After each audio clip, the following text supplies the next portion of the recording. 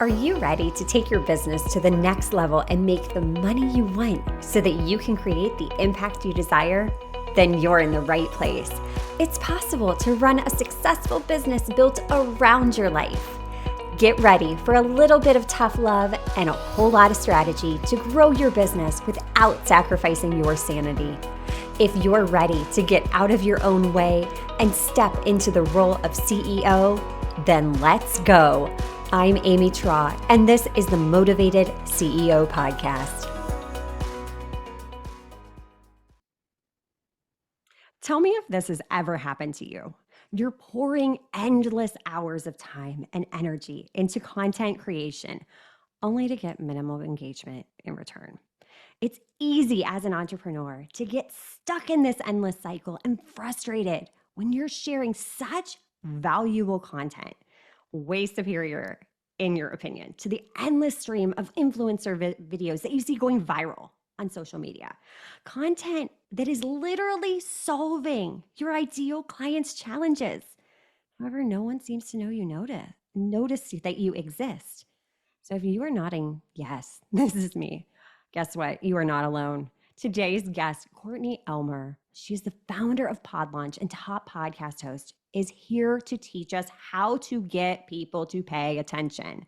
As the voice of the globally ranked podcast, one of my favorites, Insider Secrets to a top 100 podcast, and the brains behind Pod Launch, Courtney and her team have helped over 6 coaches, consultants, and business leaders learn how to launch top-ranked podcasts and go from unheard experts to sought-after industry leaders in their niche, all while using their voice to build their legacy.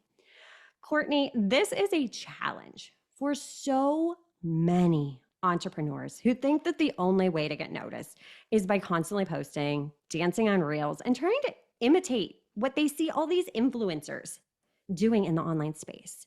But I love how you bring together your background of psychology to teach entrepreneurs an easier way. And I know we are all dying to find out what is the secret to getting people to pay attention. Amy, this is the $1,000,000 question. I feel like, and look, for so many years of my business, I've had my practice for 8 years now. And for the longest time, I felt like I had so much knowledge I wanted to share with people. I had an expertise, of course, and I felt like I knew what I was talking about anyway, but nobody seemed to care. You would spend hours crafting an Instagram post or a reel and editing it and trying to get the captions just right and all these things. You would post it and it would get like 2 likes and 4 spam comments and nobody in the DMs asking, how can I work with you? And it was frustrating because at that time in my business, I was in the beginning stages of scaling the company. And my son was home with me full time. He was around 2 years old. And I was literally working in like the little bitty nap time nooks and crannies of the day. So when he was taking a 45-minute nap, and that whole 45 minutes was taking up editing one post that generated no new leads and brought me no new clients, that was really discouraging. And I was like, I need a better way, but I didn't have a budget for ads. And I didn't know what else to do in order to do the things the experts tell you to do. Like, oh, I need to grow an email list. I need to get my thought leadership out there. I need to reach more people and grow an audience. So at the time, one of the only hands-free times that I would get in the day would be to strap him into his stroller and load him up with snacks. And we would go for walks in the neighborhood. My neighbors have literally sent me screenshots from Google Earth being like, is this you walking down the street? I'm like, oh my gosh, this is so embarrassing. But that's what we would do. We would just rat the streets. He would eat his snacks and I would binge listen to podcasts because I was trying to figure out what is the secret to getting heard, to being found, to growing an audience. All these other people have done it. So clearly it's possible, but what's going to make it possible for me?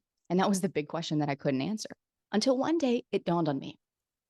And this little light bulb went off and it finally clicked. And I was like, wait a minute, here I am listening to all these experts tell me what I should be doing on social media and other organic platforms. But I'm not paying any attention to what they're actually doing, which was podcasting. And that moment, I just felt like this flood of hope because I was like, maybe I could do that too. Maybe I could build my own platform and build my own stage and start to reach people that way. And the more I thought about it, the more I was like, man, this could really work. Like I love to share. I love to talk. That is not a problem for me. It's great because I don't want to show up on video. Like I could show up looking however I want. Nobody's going to care because nobody's going to see me. And I could just show up and be able to be consistent. We always hear that thrown about be consistent, be consistent, be consistent. And I could be consistent, releasing an episode every week that would delve deeper into what I was hoping to be able to share with people. And that way I wouldn't have to feel like I was cramming my expertise and my knowledge into like a 7-second video. So that's what got the idea turning. Fast forward, launched my podcast. We got over 65 5-star reviews within the first week of launching. And the show gained traction very quickly. But then we hit a plateau. And I was like, oh, now what? Don't tell me this was a shiny object that I just spent all this time and money and energy chasing, and now it's not going to grow, And it was like one of those moments where I'm like, okay, do I keep pushing forward? Do I just kind of like wait it out and be consistent, like everyone says? Or do I throw in the towel and find another way? And that was when I began to really think about how I listen to podcasts as a user. How am I consuming content? What was it about other podcasts that I listened to that drew me in or that made me really lean in and pay attention or really respect those hosts for whatever it was that they were sharing me that I was just kind of accepting at face value, because they're the expert. And I saw them as the expert. And then I recognized that's the key. The key is knowing how to communicate to your listener in a way that gets them to see you as the expert. And for so long, I had so much self-doubt around that. And I'm like, I'm not the expert yet. I don't have enough experience, la, la, la, la, la. And then I realized, I'm like, wait a minute. No. I need to position myself as the expert so that others will see me as the expert. I need to start showing up as the expert so that others will start seeing me that way. So that kind of changed the game for me. And the more that I kind of went down this trail, the more I began to realize, at the end of the day, whether it's a podcast, whether it's a social media post, whether it's an email that you're sending out, we're all just humans communicating with humans. And when you understand how your human, specifically your audience, is wired to think, it makes it a lot easier to communicate with them versus being like, okay, I'm this expert. I have to show up and create content every day. No. I just have to show up and have a conversation with someone. And all I have to understand in order for that conversation to be effective is I have to understand what's getting in the way of them getting the results that they want right now. Exactly. That is something that so many entrepreneurs face. We feel like this best kept secret. And having a podcast is really, truly a way to harness all of our knowledge by having a conversation with other humans. I think a lot of times we forget that people buy from people. People buy from people that they know, they like, they trust, that have established their authority, their credibility, so they feel safe. You have created that safe space for them because you understand exactly what they're going through. And what I love that you just touched upon too was that curiosity, stepping into the shoes of the consumer. And this is something I've done recently within my business is, okay, as a consumer, what's catching my attention? What show titles am I drawn to? What emails am I always finding myself opening? Where do I stop the scroll on social media? So that as a business owner, in and of itself is such a source and wealth of information. And when you really go into unpacking and understanding who you're selling to, that opens another world of opportunities. And this is where I think you are an absolute genius. I love when I'm going through, my podcast feed of everything that's updated and downloaded. I feel like you always catch my attention. And you do something, and you talked about this in one of your episodes about how we have to pattern interrupt. It is a noisy world out there. So first of all, what is a pattern interrupt? And then how can we leverage that to get people to pay attention? Yes. So pattern interrupt, the best example that I could give you is, like when you're laying in bed way past your bedtime at night, you're scrolling Instagram, you're like, I really should go to sleep, but I'm just going to keep scrolling, because I'm procrastinating going to sleep because I'm procrastinating the next day and all the to-dos I have. I don't know, maybe that's just me. No, But in not at any all. case, you're late at night, you're scrolling, right? And there's going to be some videos that catch your attention. There's going to be some that make you stop and that make you watch. Maybe you watch for a couple seconds and then you scroll past. But then there's going to be other videos that you stop and you watch the whole thing. And then you go to the comments. And then you're reading the comments and you're thinking to yourself, oh my gosh, these comments, these people in these comments, they have like no filter. This is ridiculous, you know? And then maybe you watch the video again and maybe it was something funny, or maybe it was something that made you think, or maybe it was something that made you just like gut check and be like, oh my gosh, yeah, this is me. I feel really seen right now.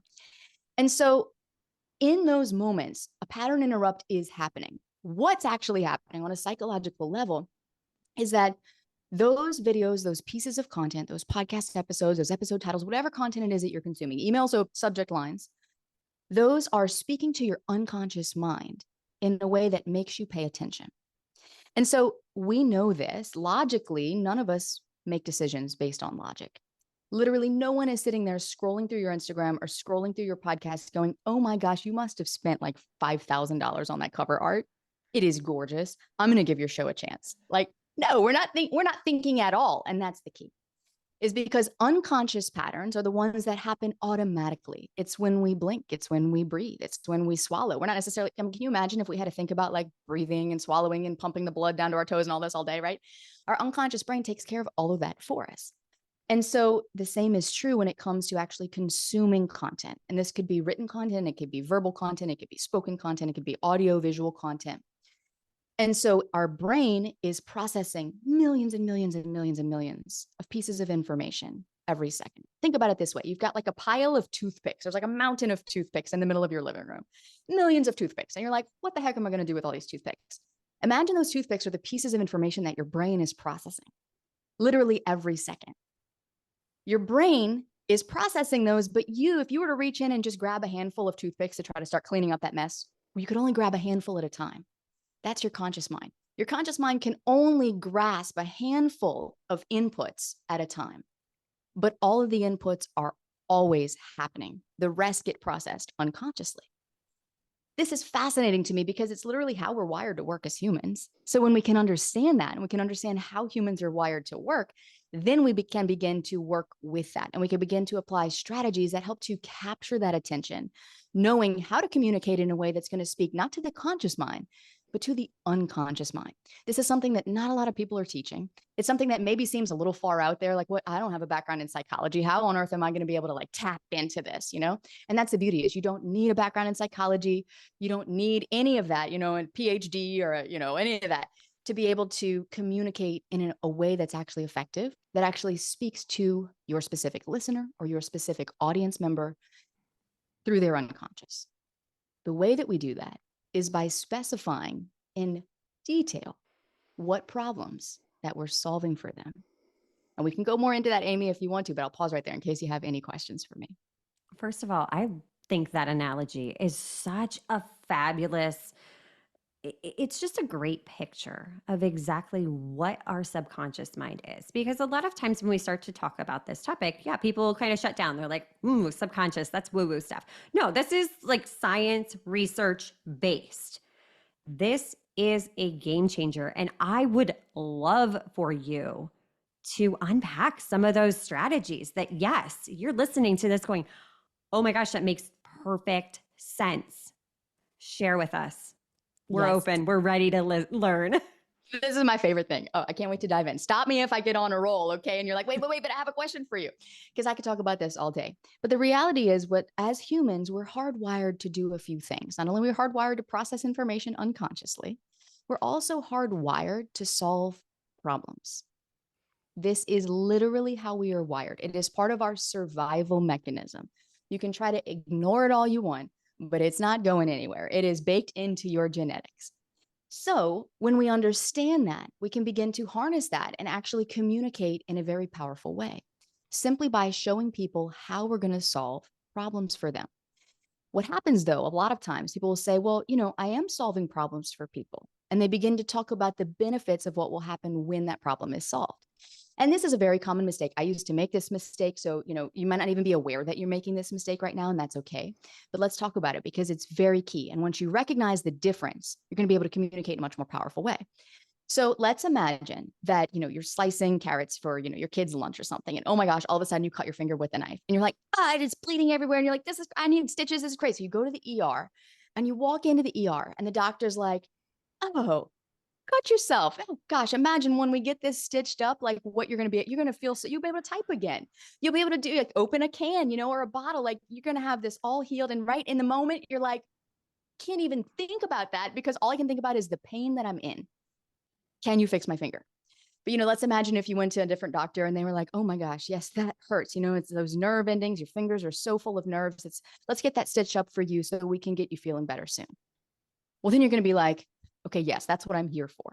And so it's just a different way of communicating. So what happens a lot of times, as experts, we're on a journey of self-growth, personal growth, business growth, whatever your expertise is, whatever your niche is. And so we develop a lot of knowledge. We gain a lot of knowledge and we gain a lot of experience and a lot of wisdom in that.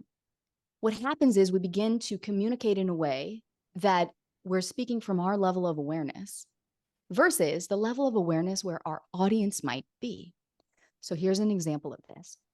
Let's say for me, using myself as an example, if I were to have my podcast and the title of the podcast was like Insider Secrets to the Psychology of Your Listeners, you'd be like, not for me.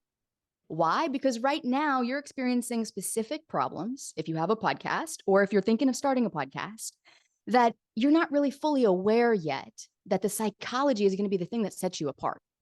I could talk till I'm blue in the face about the psychology, but unless I could also show you that I clearly understand the problems that not having this psychology in place solves, then you're going to dismiss everything I'm saying. So this disconnect happens a lot where we're speaking from our level of expertise. And what we need to do is go back to where we were at the beginning of our journey, if that's where your listeners are, and that's the audience that you're speaking to, or just go back in time to where your audience is right now. What are they experiencing? The other thing I will say here too, Amy, is a lot of people will say, okay, problems. I can dial that in. My listeners are parents who feel overwhelmed. And I'll say, okay, how old are the kids? Oh, well, they're teenagers. Or, oh, well, they're toddlers. Or, oh, well, they're school-age children. Well, there's a big difference right there. Are you speaking to parents of teenagers? Are you speaking to parents of school-age children? Like that, we need to dial in further. Overwhelmed. That's a feeling. It's very subjective. And a lot of times we speak to feelings. You see this all the time. And when you walk away from this episode, you're going to start looking at content and be like, oh my gosh, yes, people really do speak to feelings. And it means absolutely nothing to me because feelings are so subjective. I could say, Amy, do you feel overwhelmed as a parent? And you might be like, yeah, like we can relate on some level. But me being the mom of a 6-year-old and you having a daughter who's 10, there's going to be different things that we're experiencing. So therefore, speaking to overwhelm is only going to get us so far. We have to go a few layers deeper. The way we do that is by saying, okay, if overwhelm is the feeling, what is causing them to feel that way? And that's when we can begin to unpack and say, okay, this is because, they're struggling with 5th grade math. I'm having to like YouTube stuff every night because I don't know how to teach this to my daughter, just as a way of an example. That's a much more specific problem that, as a mom, if you were dealing with that, you'd be like, oh my gosh, this person understands me versus you feel overwhelmed. So we can begin to unpack this and really just go deeper than a lot of people go, which just doing that is going to set you apart from what most people are doing. And it's going to get people to pay attention. So notice where in your copy right now, in your content, that you might be speaking to feeling words. Are you feeling anxious? Are you feeling overwhelmed? Are you feeling frustrated? And anywhere there's a feeling word, take that deeper. There are other ways to make things more specific. This is a good first step where you can start to ask yourself that question and really just get underneath, okay, well, what's the problem that's causing them to feel that way? What actual problem are they experiencing that makes them feel overwhelmed, anxious, frustrated, whatever it might be? You're getting to that root cause. You're really digging in deep. And that's something a lot of us don't take a lot of time to do. I mean, we're all guilty of it. I'm guilty of it within my content, but awareness is the first step to change. So, this right here, taking the time to intentionally look at your content from an outsider's point of view, and exactly as you said, go a level deeper. Okay, we know they're overwhelmed. Let's unpack that. And your analogy that you talked about when you go into the emergency room, when you've cut your finger, yeah, we don't care about the benefits. We want the problem fixed right now. And so many entrepreneurs are afraid to do this. And I think part of it is because pain point marketing got a bad rap. But this, in my opinion, is different than pain point marketing. Do you agree?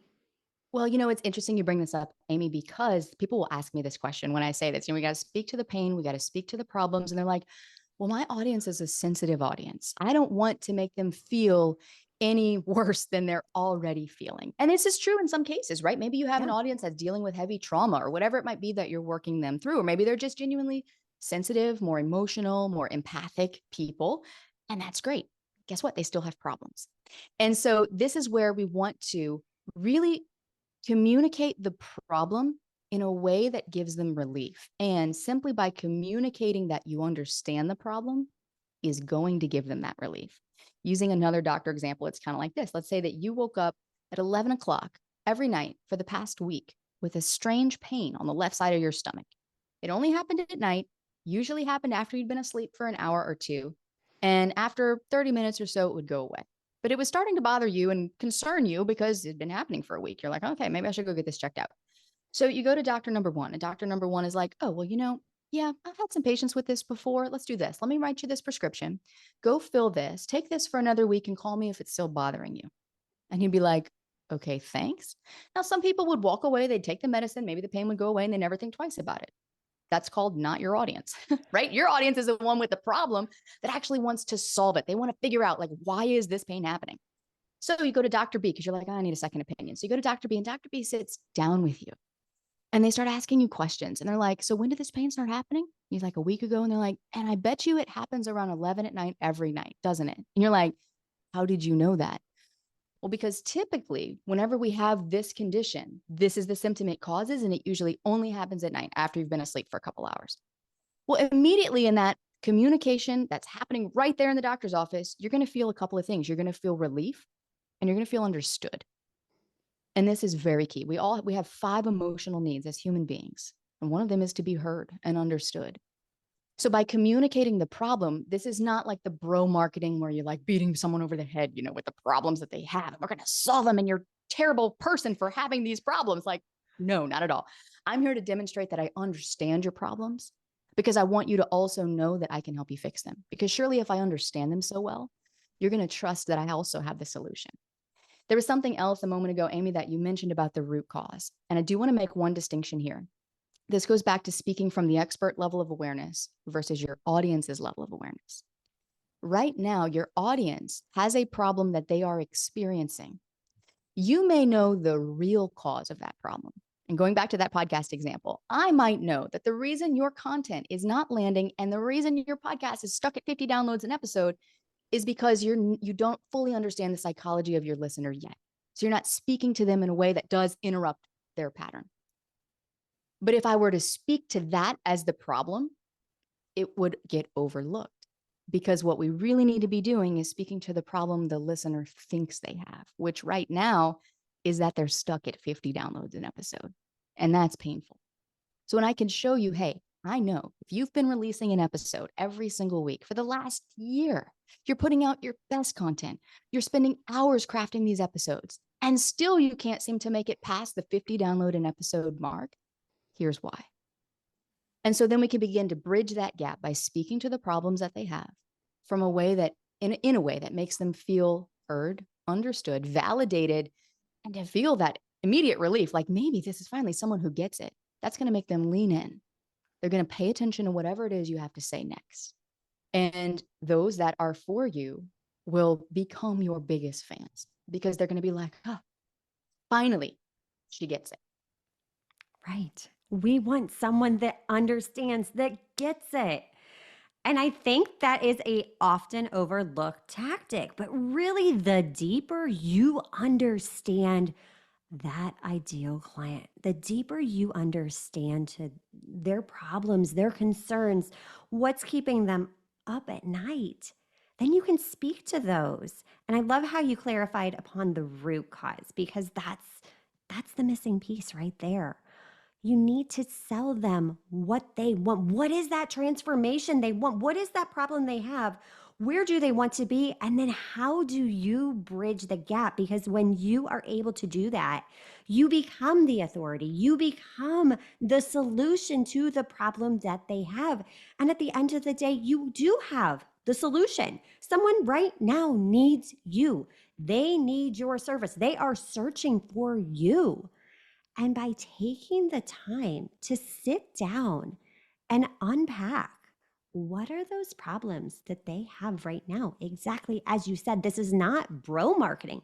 This is seeking to serve, to really understand, and that will get people to pay attention. Courtney, this was amazing. If people want to get into your world and learn more about you, tell us all about your podcast. And you have some pretty awesome freebies that you offer. Yes. So my podcast is wherever you listen to podcasts. You can type my name, Courtney Elmer, or Insider Secrets to a Top 100 Podcast. I know that's a long title, but if you just type in podcasting, we'll be one of the ones that pop up. And we talk a lot about this on the show because when we are working with someone to develop their podcast and to know how to position it in the marketplace so that it can stand out, so that it can get found, so that it can get discovered worldwide by new listeners, and so ultimately that it can convert those listeners to clients for your business, we got to start with the messaging. I also want to share one other resource, another podcast, if you're a podcast junkie like me, you might enjoy, which is Brandon Lucero's podcast called New Generation Entrepreneur. He is a messaging coach. He's been a mentor of mine through the years. And if you really want to deep dive onto the messaging side throughout your entire business, he's your one-stop shop. So I'll say those two recommendations. And then if you are someone who is either thinking of launching a podcast, or maybe you have a podcast right now that isn't growing like you expected it to, and worse, it's not converting listeners to clients, and you're like, okay, I want this podcast to grow, but I don't know what I'm missing, then I would love to have you come hang out with me at one of our upcoming live workshops.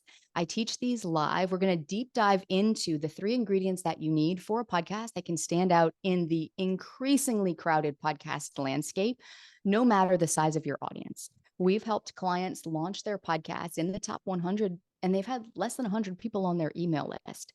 So it really just goes to show the fact that it's not so much about your expertise or about how big your audience is, that you could to succeed in podcasting. It's really about how you present yourself to the world. And that is what we love helping people do.